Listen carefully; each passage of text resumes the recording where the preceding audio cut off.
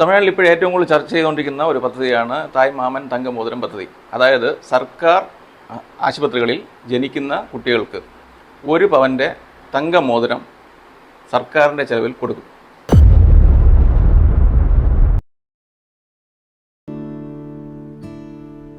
May this bring you a lifetime of happiness.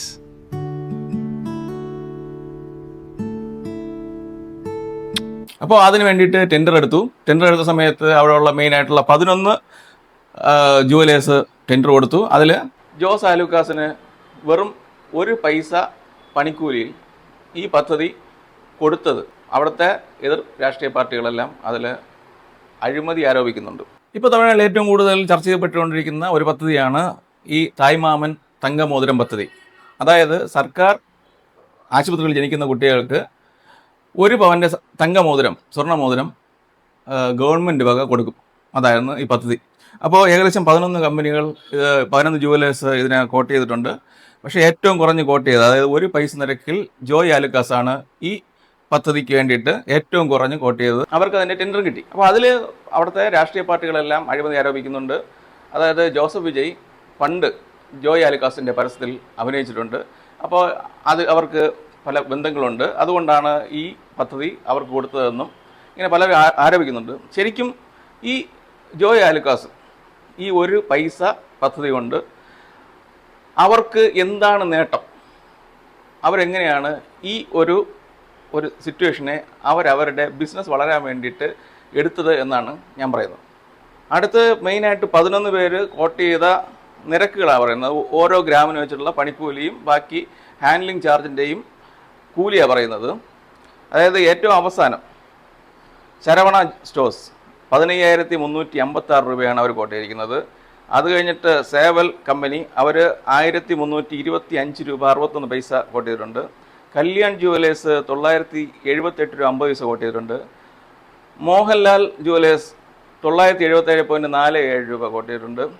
KTM jewellers 964.08 രൂപ coat ചെയ്തിട്ടുണ്ട്. Emerald 947.60 coat ചെയ്തിട്ടുണ്ട്. Malabar gold 875.38 coat ചെയ്തിട്ടുണ്ട്. Titan company 832.24 coat ചെയ്തിട്ടുണ്ട്.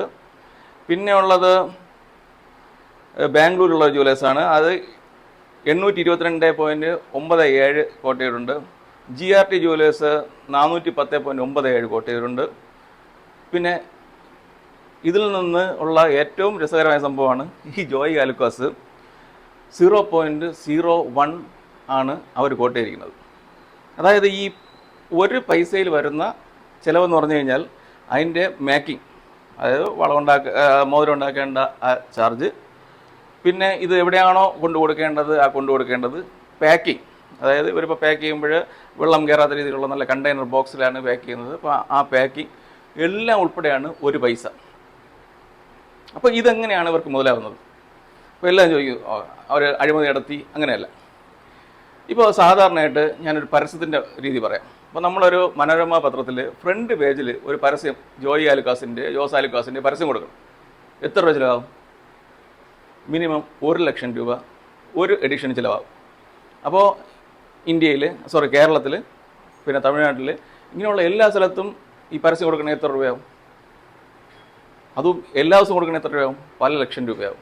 പക്ഷേ എന്നാൽ ഈ കാര്യത്തിൽ ജോയ് ആലുക്കാസ് ലോട്ടറി അടിച്ചെന്നാണ് പറയേണ്ടത്. കാരണം എല്ലാ ദിവസവും ഇനി ജോയ് ആലുക്കാസിൻ്റെ ഗ്രൂപ്പിനെ കുറിച്ചായിരിക്കും തമിഴ്നാട്ടിലും ഇന്ത്യയിലും മൊത്തം ചർച്ച ചെയ്യുന്നത്. അപ്പോൾ ഉദാഹരണത്തിന് ഇപ്പോൾ ഈ പൈസയ്ക്ക് ഒരു ജുവലേഴ്സ്, ഇപ്പോൾ എൻ്റെ വീട്ടിലെ ഒരു ജോയ് ആലുക്കാസിൻ്റെ ഒരു സ്വർണ്ണം എടുത്തു. ഇനി അടുത്ത് എത്ര പ്രാവശ്യം കഴിഞ്ഞാലും നമ്മൾ ഓട്ടോമാറ്റിക്കലി അവരുടെ അടുത്ത് പോയി സ്വർണ്ണം എടുക്കാൻ വേണ്ടിയിട്ട് നമ്മൾ തീരുമാനിക്കും. അതാണ് അതിൻ്റെ ഒരു മാർക്കറ്റിംഗ്. എന്നൊക്കെ പറഞ്ഞാലും ഉള്ള കാലം ചർച്ച ചെയ്യാനുള്ള എല്ലാ കാര്യങ്ങളും ഈ ജോസഫ് വിജയും അതുപോലെ തന്നെ ജോയ് ആലുക്കാസും ചേർന്നിട്ട് ഉണ്ടാക്കി വെച്ചിട്ടുണ്ട്. ഈ ആദ്യത്തെ 2 അക്ഷരം JO, അതാണ് ഇവർ തമ്മിൽ ബന്ധിപ്പിച്ചെന്നാണ് എതിർകക്ഷികൾ പറയുന്നത്. മിക്കവാറും ഈ വിജയുടെ ഈ ഭരണം ഏകദേശം ഒരു 10-15 വർഷമെങ്കിലും മുന്നോട്ട് പോകുന്നത്. കാരണം അത്രത്തോളം മണ്ടന്മാരായിട്ടുള്ള എതിർപക്ഷമാണ് അവിടെ ഉള്ളത്. ക്രിയാത്മകമായിട്ട് പ്രതികരിക്കേണ്ടതിന് പകരം പിന്നെ ഇതുപോലത്തെ അലിഗേഷൻസ് പറഞ്ഞു കഴിഞ്ഞാൽ ജനങ്ങളെല്ലാം ചവിട്ടി പുറത്താക്കുന്ന കാര്യത്തിൽ ഒരു സംശയം വേണ്ട. ഇപ്പോൾ ഉദാഹരണം പറഞ്ഞു കഴിഞ്ഞാൽ, ഇപ്പോൾ ഇവർ പറഞ്ഞ അഴിമതിയാണെന്ന് പറയുന്നു. അതായത് മോശപ്പെട്ട സ്വർണം കൊടുക്കാൻ വേണ്ടിയിട്ടാണ് ഇത് ചെയ്യുന്നതെന്ന് പറയുന്നത്. സിമ്പിളായിട്ടുള്ള കാര്യമല്ലേ. ഇപ്പോൾ നിങ്ങൾ ഒരു തായ്മാമൻ പദ്ധതിയിൽ ഒരു സ്വർണ്ണമോതിരം കിട്ടി, നിങ്ങൾ എന്ത് ചെയ്യണം? അടുത്തുള്ള തന്നെ ഒരു ജ്വല്ലറി പോയിട്ട് ഈ തങ്കമോതിരം എടുത്തുകൊണ്ട് പോയി അതിൻ്റെ അളവ്, അതിൻ്റെ ക്വാളിറ്റി അതെല്ലാം ചെക്ക് ചെയ്യണം. അപ്പോൾ അത് നിങ്ങൾക്ക് അറിയാമല്ലോ അതിൻ്റെ അകത്ത് എത്ര ചെമ്പുണ്ട്, എത്രത്തോളം ശുദ്ധമാണ് എന്നുള്ളത്. എന്നിട്ട് നിങ്ങൾ ആരോപണം ഉന്നയിക്കണം. അല്ലാതെ ഒരു പദ്ധതി വരും മുന്നേ തന്നെ ആരോപണം ഉന്നയിച്ച് കഴിഞ്ഞാൽ നിങ്ങൾ മണ്ടന്മാരെന്നല്ലേ പറയുള്ളൂ. ശരിക്കും തമിഴ്നാട്ടിലെ പ്രതിപക്ഷ പാർട്ടികൾ അവരെ അടിക്കാൻ വേണ്ടിയുള്ള വടി അവർ തന്നെ വെട്ടിക്കൊണ്ട് കൊടുത്തിട്ട് എന്നെ അടിച്ചോ എന്ന് പറയുന്ന അവസ്ഥയാണ് അവിടെ ഉള്ളത്. ഞാൻ പോകുന്നു. Bye bye.